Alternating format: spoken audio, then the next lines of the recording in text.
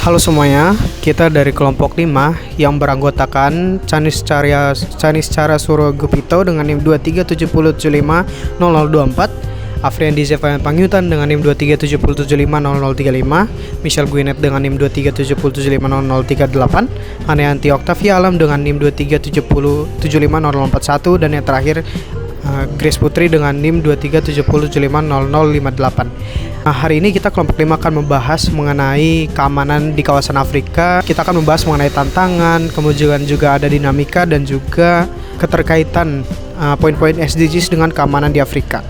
Maka dari itu simak untuk mendapatkan informasi selanjutnya. Jadi Afrika itu dikenal sebagai benua dengan keberagaman budaya dan etnis yang sangat kaya, serta memiliki sumber daya alam yang melimpah dan potensi pertumbuhan ekonomi yang signifikan.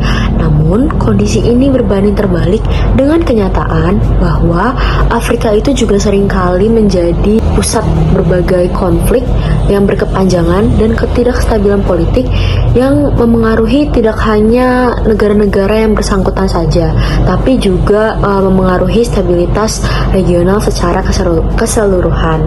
Dalam beberapa dekade terakhir ini, konflik bersenjata itu tetap menjadi tantangan utama di Afrika.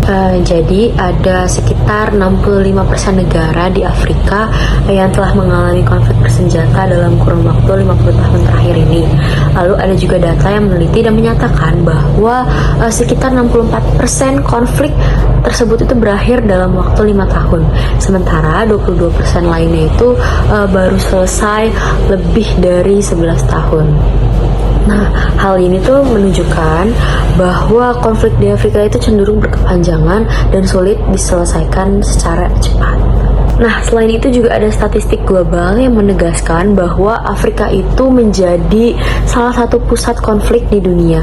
Nah, dari tahun 1955 hingga pada tahun 2009, sekitar 40% perang dunia itu berlangsung di wilayah Afrika ini, termasuk konflik etnis dan perang revolusioner.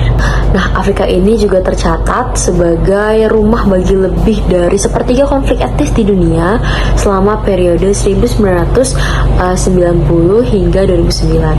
Bahkan dalam beberapa tahun terakhir ini konflik itu tetap bersenjata dan masih berlangsung. Nah, pembahasan kali ini dibuka dengan keamanan dan SDGs 16 di Afrika. Nah, kita perlu mengenal terlebih dahulu bagaimana sih kondisi keamanan dan juga SDGs 16 di Afrika ini. Jadi teman-teman, menurut data dari The Global Safety Report by Gallup, ya merupakan data dari tahun 2025, teman-teman bisa melihat di sini datanya. Negara-negara dengan keamanan paling rendah itu sebagian besar dipegang oleh negara-negara di Afrika. Ada Chad, ada juga Zimbabwe, dan yang paling bawah itu South Africa dengan poin 33, itu merupakan negara paling tidak aman di dunia. Kemudian kita lanjut data yang diambil juga dari The Global Safety Report by Gallup, ini dari tahun 2025 juga. Berikut. Nah, dari data tersebut, negara-negara kebanyakan, sebagian besar negara di Afrika itu merupakan negara dengan lowest law and order index scores. Nah, bisa dilihat paling rendah itu Liberia, itu merupakan salah satu negara di Afrika juga dengan indeks law and order itu paling rendah dengan poin 49. Ini merupakan sebuah hal yang sebenarnya sangat memprihatinkan, teman-teman. Nah, kita lanjut lagi. Ini data diambil dari Global Peace Index by IEP tahun 2025 juga. Berikut datanya, tabelnya.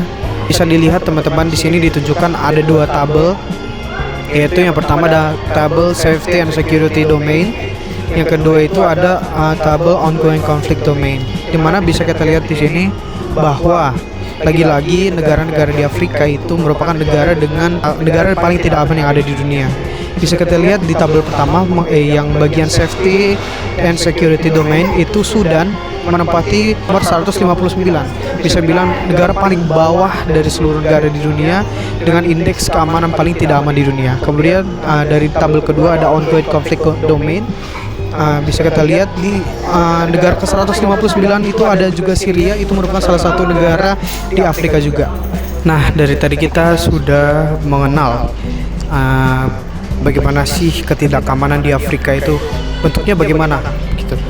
Dilihat dari data-data dan juga tabel yang sudah ditampilkan tadi teman-teman. Nah sekarang kita akan membahas mengenai faktor utama kenapa sih ada atau terjadi ketidakamanan di Afrika ini. Nah untuk faktor-faktor berikut kita mengambil dari 3 sumber utama, yaitu dari GAILEM 2023, kemudian dari Gallup 2025, dan dari IEP 2025. Jadi kita punya 6 faktor utama kenapa terjadi ketidakamanan di Afrika. Yang pertama itu ada konflik bersenjata yang berkepanjangan.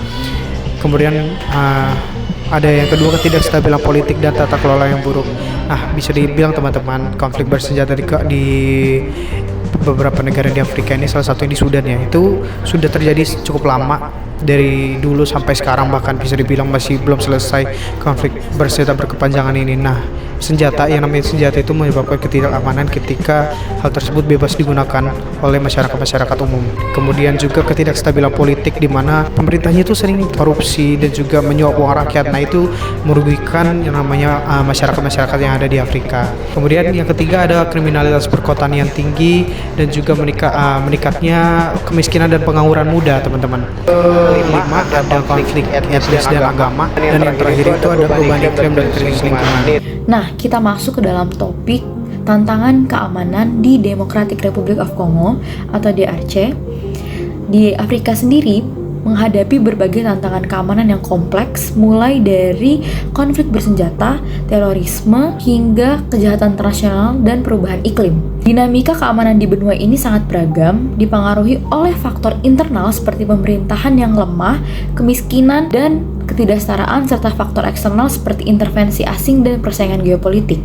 Aktor keamanan di regional sendiri seperti Uni Afrika atau AU dan organisasi subregional seperti ECOWAS, SADC, dan IGAD memainkan peran penting dalam menangani krisis keamanan melalui upaya mediasi, penjaga perdamaian, dan pembangunan kapasitas. Nah, di tingkat internasional seperti PBB dan Uni Eropa, juga berbagai negara pendonor terlibat aktif dalam isu keamanan di Afrika.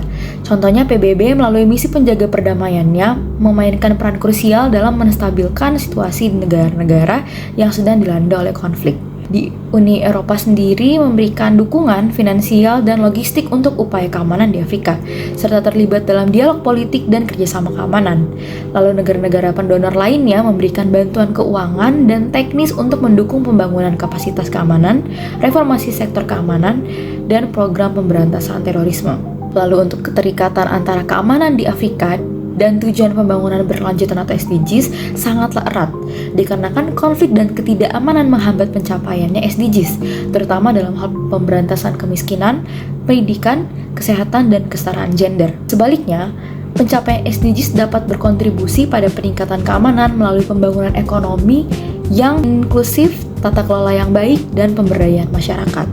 Oleh karena itu, pendekatan komprehensif yang mengintegrasikan aspek keamanan dan pembangunan sangatlah penting untuk mencapai stabilitas dan kemajuan berkelanjutan di Afrika. Oke, kita tahu bersama bahwasannya Afrika merupakan benua dengan potensi besar, namun masih menghadapi berbagai tantangan keamanan. Konflik bersenjata, ketidakstabilan politik, dan krisis kemanusiaan kemudian menjadi hambatan utama dalam mencapai tujuan pembangunan berkelanjutan yang kita kenal dengan sebutan SDGs.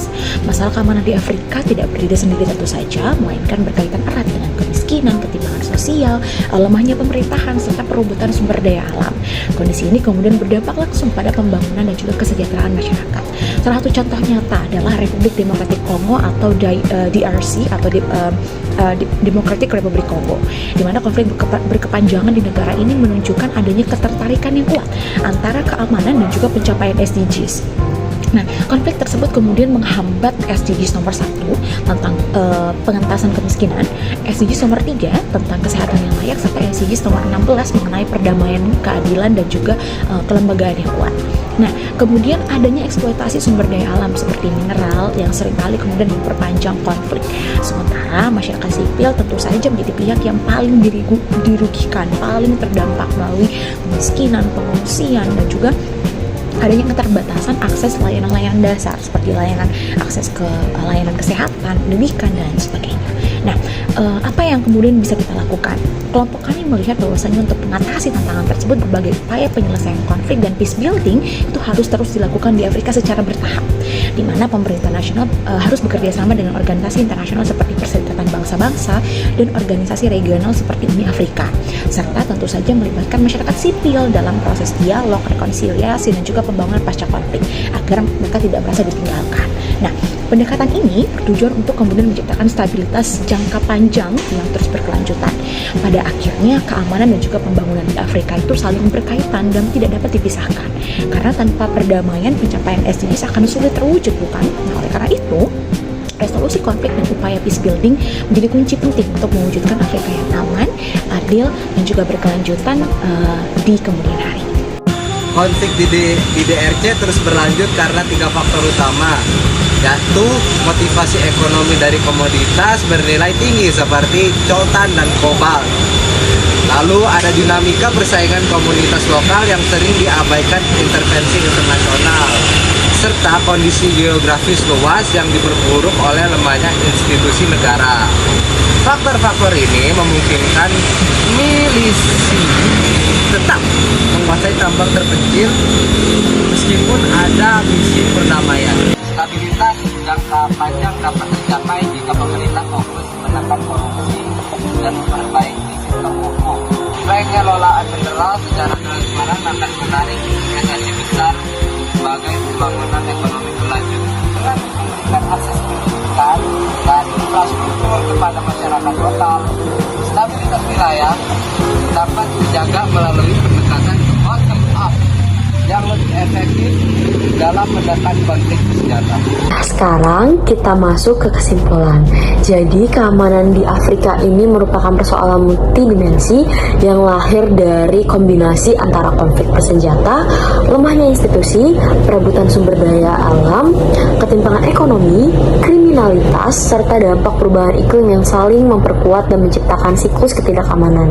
Nah, dalam perspektif neorealisme oleh Kenneth Waltz yang menekankan kepentingan nasional dan upaya bertahan hidup dalam sistem internasional yang anarkis dalam konflik di DRC mencerminkan bagaimana negara itu berusaha untuk mempertahankan eksistensinya di tengah-tengah kompetisi sumber daya alam dan keterlibatan aktor dari eksternal. Nah, perebutan mineral strategis seperti kobalt dan coltan ini ada campur tangan negara besar serta lemahnya kapasitas negara menunjukkan bahwa keamanan dan kepentingan nasional itu menjadi prioritas utama yang sering mengalahkan pembangunan. Nah, ada dampaknya terhadap pencapaian SDGs, khususnya itu SDGs yang ke-16. Nah, terhambat dan memengaruhi sektor pendidikan, kesehatan, ekonomi, serta juga infrastruktur.